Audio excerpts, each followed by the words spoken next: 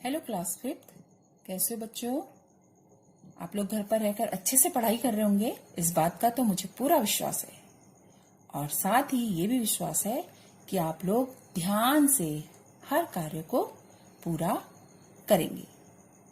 तो बच्चों, आपने देखा मैंने अपनी पिछली वीडियो में आपको हिंदी साहित्य के पाठ 2 लाल बहादुर शास्त्री का वाचन करवाया था और समझाया था। इस पाठ को मैंने आधा ही आपको वाचन करवाया था और वहीं तक मैंने आपको प्रश्न उत्तर भी दिए थे।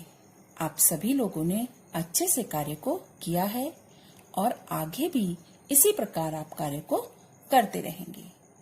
आगे बढ़ने से पहले मैं आपको इतना बता देती हूँ कि इसमें लाल बहादुर शास्त्री के जीवन का परिचय दिया गया है कि किस प्रकार से उनके जीवन में कठिनाई आई और किस तरह से उन्होंने कठिनाइयों को पार करते हुए अपने लक्ष्य को पाया। उन्होंने कभी भी हिम्मत नहीं हारी। इतना तो आपने घर पर भी समझ लिया होगा और आपने पाठ का वाचन भी किया होगा। तो बच्चों, आगे वो कहां तक पहुंचे और उन्होंने अपने लक्ष्य को कैसे प्राप्त किया, ये मैं आगे आपको समझाती हूँ। मुझे आशा है आप लोग ध्यान से इस पाठ को समझेंगे। तो चलिए बच्चों, अब हम पृष्ठ 12 की इन अंतिम पंक्तियों से पाठ का वाचन करेंगे। लाल बहादुर जब घर पहुंचे तो मिट्टी का तेल खत्म हो गया, जिसकी वजह से घर में लालटेन नहीं जल पाई। किंतु लाल बहादुर ने तो किताब की नकल उतारने के लिए मन में दृढ़ संकल्प कर लिया था। किसी भी तरह की बाधा को उन्होंने अपने रास्ते की रुकावट नहीं बनने दिया।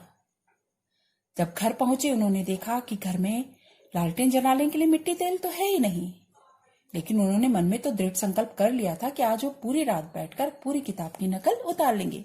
उन्होंने किसी भी बाधा को अपने रास्ते की रुकावट नहीं बनने दिया। उन्होंने स्ट्रीट लाइट के नीचे रात भर बैठकर पूरी किताब की नकल उतार ली। दूसरे दिन कक्षा में गुरुजी ने सभी विद्यार्थियों की किताबें देखनी शुरू की। दूसरे दिन कक्षा में जब बच्चे गए, गुरुजी आए तो उन्होंने सभी विद्यार्थियों से किताब दिखाने को कहा और सबकी किताबें उन्होंने देखनी प्रारंभ कर दी। जब वे लाल बहादुर की मेज पर आए तो बोले, लाल बहादुर तुम्हारी किताब कहाँ है? शास्त्री जी गुरुजी की बात सुनकर कांप गए और सहमे हुए स्वर में कहा, सर यह है मेरी कॉपी। शास्त्री जी गुरुजी की बात को सुनकर कांप गए। उन्होंने डरे हुए स्वर में कहा कि सर यह मेरी कॉपी है। गुरुजी ने नाराज होते हुए कहा, मैं तुमसे रैपिड रीडर की किताब मांग रहा हूँ, कॉपी नहीं। गुरुजी गुस्सा हुए, उससे नाराज हुए। उन्होंने कहा कि मैं तुमसे रैपिड रीडर की किताब मांग रहा हूँ भाई, कॉपी नहीं मांग रहा हूँ। गोलू से सच्चाई कहे बिना रहा नहीं गया और खड़ा होकर बोला, सर ये रैपिड रीडर ये। गोलू सच्चाई जानता था तो सच्चाई कहे बिना उससे रहा नहीं गया और उसने खड़े होकर कहा कि सर यह रैपिड रीडर ही है। लाल बहादुर के पास किताब खरीदने के लिए पैसे नहीं थे, इसलिए उसने मुझसे किताब लेकर रात भर में पूरी किताब इस कॉपी में लिख ली। लाल बहादुर के पास किताबें खरीदने के लिए पैसे नहीं हैं, इसलिए उन्होंने मुझसे किताब लेकर रात भर में पूरी किताब इस कॉपी में लिख ली। गोलू की बात सुनकर गुरुजी ने दांतों तले उंगली दबा दी। गोलू की बात सुनकर गुरुजी को आश्चर्य हुआ। वे लाल बहादुर के सिर पर हाथ फेरकर बोले, बेटा मुझे तुम पर गर्व है। आज से तुम्हें किसी भी चीज की जरूरत हो तो मेरा घर का दरवाजा तुम्हारे लिए हमेशा खुला है। गुरुजी ने लाल बहादुर के सिर पर हाथ फेरा और कहा कि बेटा मुझे तुम पर अभिमान है। आज से तुम्हें किसी भी चीज की कभी भी जरूरत हो तो मेरे घर का दरवाजा तुम्हारे लिए हमेशा खुला रहेगा। कभी संकोच मत करना, कभी भी हिचकिचाना मत। मुझे यकीन है कि तुम एक दिन बड़े होकर अवश्य अपने स्कूल का नाम रोशन करोगे। ऐसे विद्यार्थियों की जरूरत हमारे देश को है। मुझे पूरा विश्वास है कि एक दिन तुम इस विद्यालय का नाम जरूर रोशन करोगे। ऐसे विद्यार्थियों की जरूरत हमारे देश को है।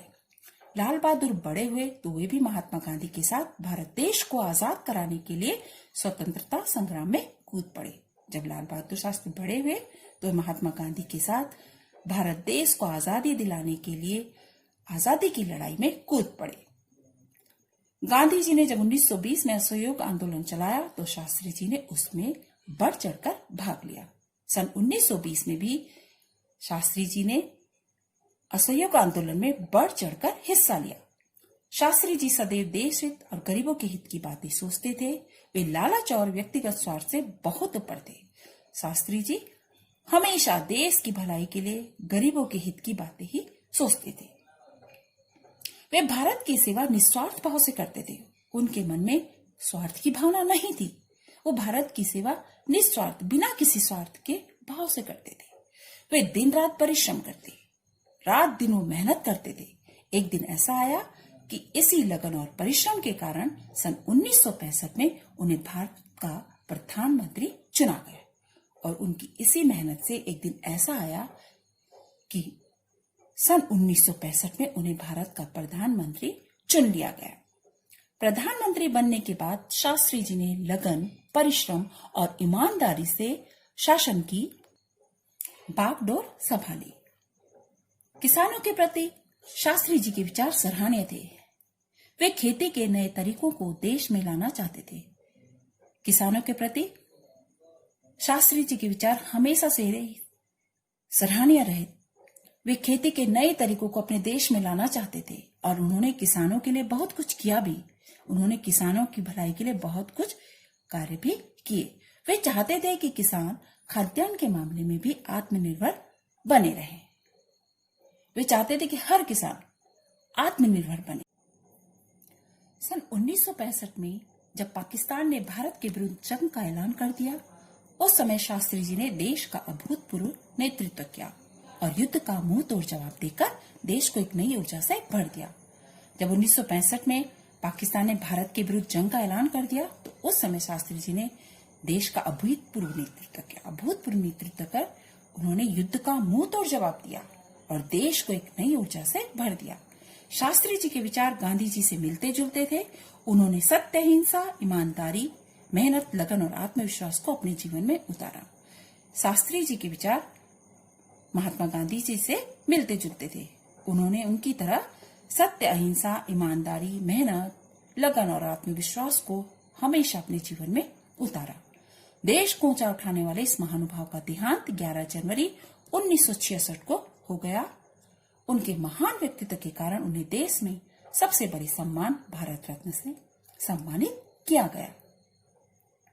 देश को ऊंचा उठाने वाले इस महानुभाव का देहांत 11 जनवरी को सन 1966 में हो गया।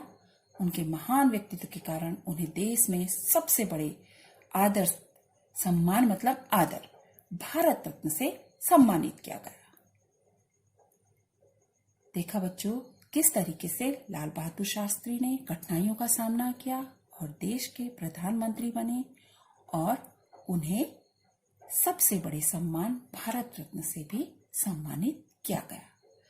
बच्चों, इस पाठ से हमें क्या शिक्षा मिलती है? इस पाठ से हमें यह शिक्षा मिलती है कि इंसान यदि ठान ले तो कठिन से कठिन लक्ष्य को भी प्राप्त कर सकता है। बस उसके लिए उसे दृढ़ संकल्प करना है। उसको मन में ठान लेना है कि मुझे अपने लक्ष्य की प्राप्ति करनी ही है। उसे अपने लक्ष्य से डगमगाना नहीं है, चाहे कितनी भी परेशानियां क्यों ना आए, उसे अपने लक्ष्य को प्राप्त करना ही है। उसके लिए उसको सच्ची लगन और मेहनत की आवश्यकता होती है।